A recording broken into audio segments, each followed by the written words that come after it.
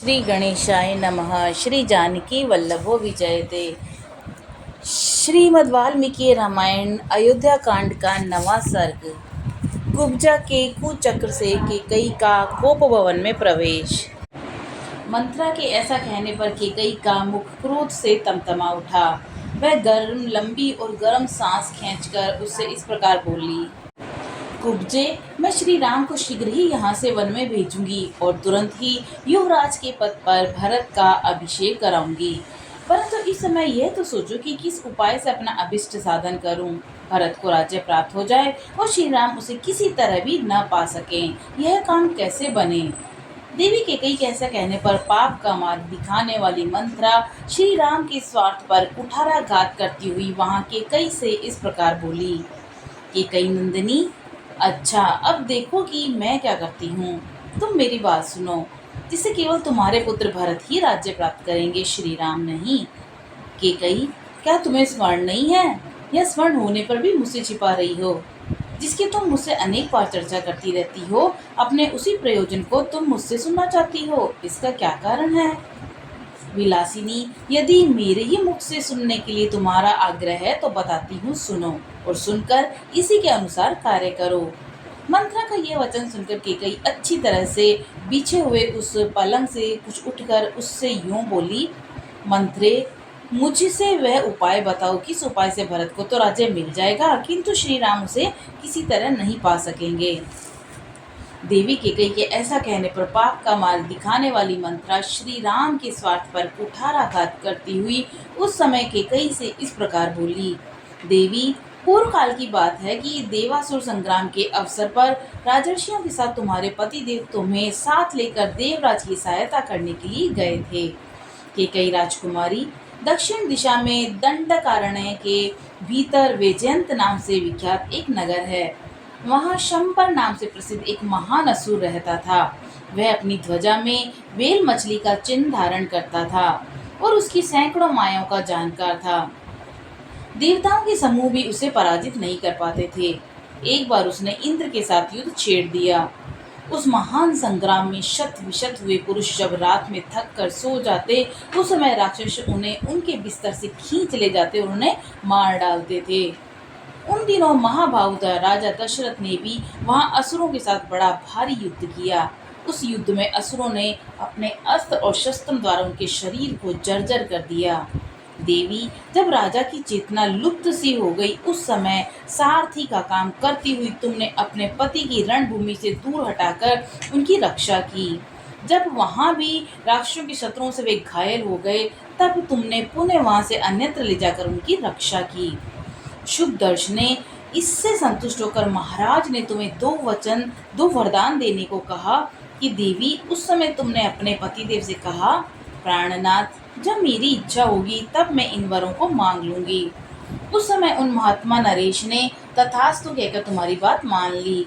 देवी, इस कथा को नहीं जानती थी, पूर्व काल में तुम्ही ने मुझसे ये वृतांत कहा था। तब से तुम्हारे स्नेहवश में इस बात को मन ही मन सदा याद रखती आई हूँ।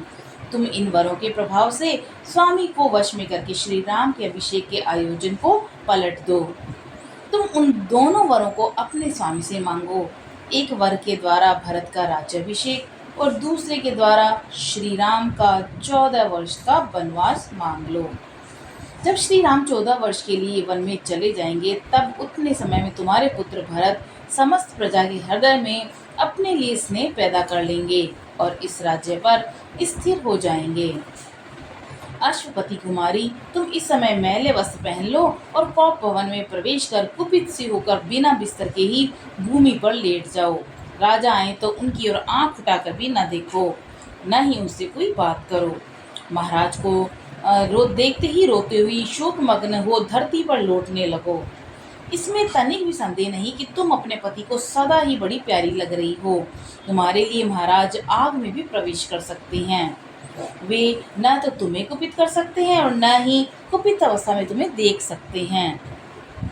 राजा दशरथ तुम्हारा प्रिय करने के लिए अपने प्राणों का भी त्याग कर सकते हैं।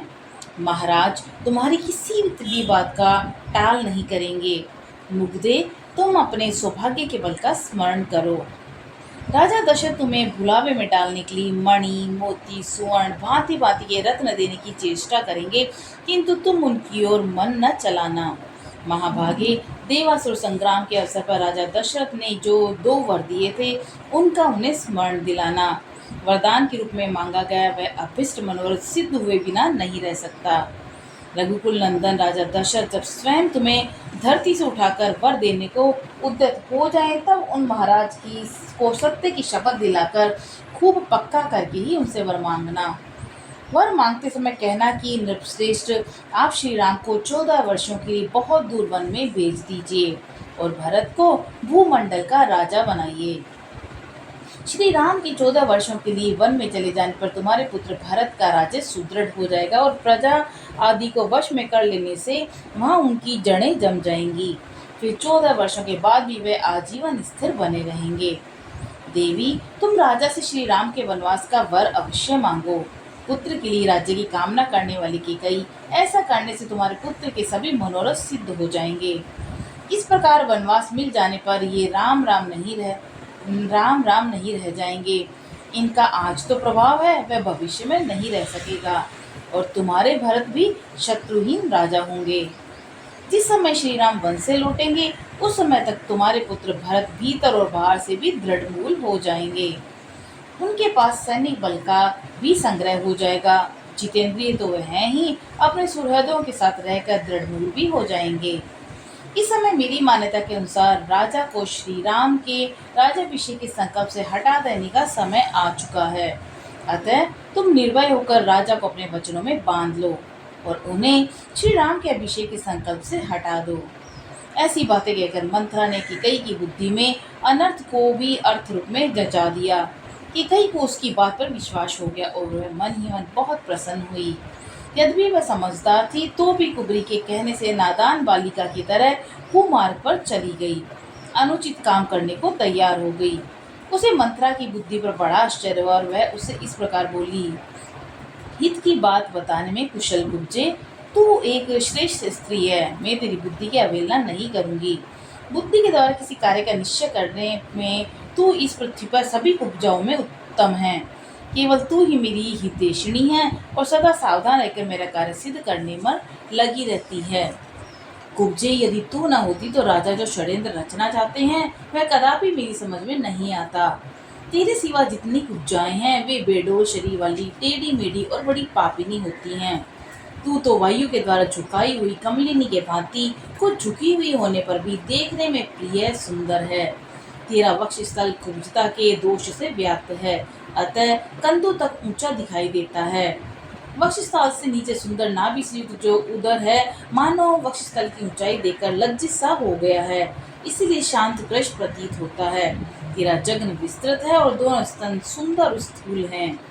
मंथरे, तेरा मुख निर्मल चंद्रमा के समान अद्भुत शोभा पा रहा है।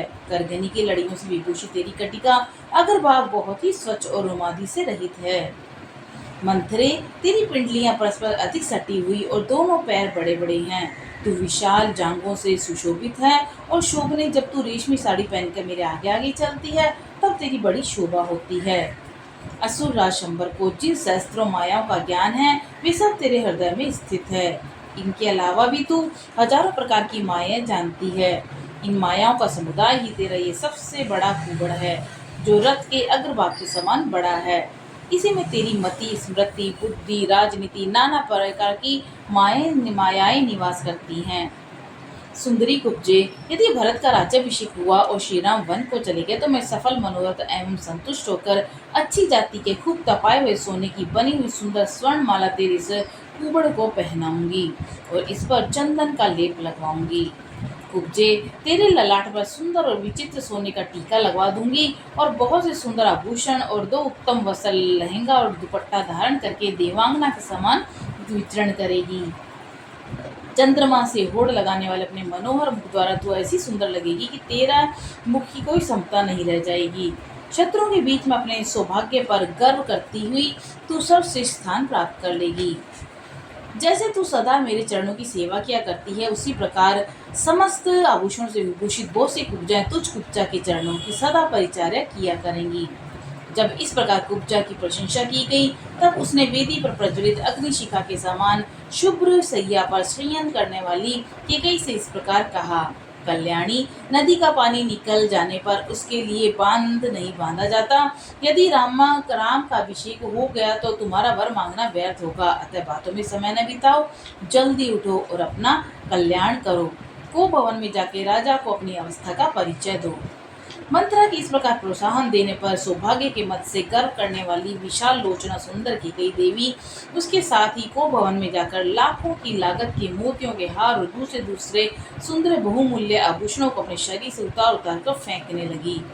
सोने के समान सुंदर कांति वाली की गई कुब्जा की बातों में वशीभूत हो गई और वह धरती पर लेटकर मंत्रा से इस प्रकार बोली, कुब्जे, मुझे न तो स्वर्ण से न रत्नों से न ही भांति भांति भोजनों की कोई प्रयोजन है। यदि श्री राम का राज्याभिषेक हुआ तो यह मेरे जीवन का अंत होगा। अब या तो श्री राम के वन में चले जाने पर भरत को इस भूतल का राज्य प्राप्त होगा, अथवा तू यहाँ महाराज को मेरी मृत्यु का समाचार सुनाएगी। तदंतर कुब्जा महाराज दशरथ की रानी और भरत की माता केकई से अत्यंत क्रूर वचनों द्वारा पुनः ऐसी बात कहने लगी जो लौकिक दृष्टि से भरत के लिए हितकर और श्री राम के लिए अहितकर थी। कल्याणी, यदि श्री राम इस राज्य को प्राप्त कर लेंगे तो निश्चय ही अपने पुत्र भरत से तुम भारी संताप में पड़ जाओगी। अतः ऐसा प्रयत्न करो जिसे तुम्हारे पुत्र भरत का राज्याभिषेक हो जाए। इस प्रकार कुब्जा ने अपने वचन रूपी बाणों का बारंबार प्रहार करके जब रानी केकई को अत्यंत घायल कर दिया, तब वह अत्यंत विस्मित और कुपित हो अपने हृदय पर दोनों हाथ रखकर कुब्जा से बार बार इस प्रकार कहने लगी, कुब्जे, अब या तो रामचंद्र के अधिक काल के लिए वन में चले जाने पर भरत का मनोरथ सफल होगा, या तू मुझे यहाँ से यमलोक में चली गई सुनकर महाराज से ये समाचार निवेदन करेगी। यदि राम यहाँ से वन को नहीं गए तो मैं न तो भांति भांति के बिछोने, न फूल के हार, न चंदन, न अंजन, न पान, न भोजन और न ही कोई दूसरी वस्तु लेना चाहूँगी। उस दशा में तो मैं यहाँ इस जीवन को भी नहीं रखना चाहूँगी। ऐसे अत्यंत कठोर वचन कहकर केकई ने सारे आभूषण उतार दिए और बिना बिस्तर के वह खाली जमीन पर लेट गई। उस समय वह स्वर्ग से भूतल पर गिरी हुई किसी किन्नरों के समान जान पड़ती थी। उसका मुख बड़े हुए अमर्ष रूपी अंधकार से आच्छादित हो रहा था। उसके अंगों से उत्तम पुष्पहार और आभूषण उतर चुके थे। उस दशा में उदास मन वाली राजरानी केकई, जिसके तारे डूब गए हों, उस अंधकाराच्छन्न आकाश के समान प्रतीत होती थी। इस प्रकार श्री वाल्मीकि निर्मित आश्रमण आदि काव्य के अयोध्या कांड में 9वां सर्ग पूरा हुआ। बोलो सियावर रामचंद्र जी की जय, पवन सुत हनुमान जी की जय।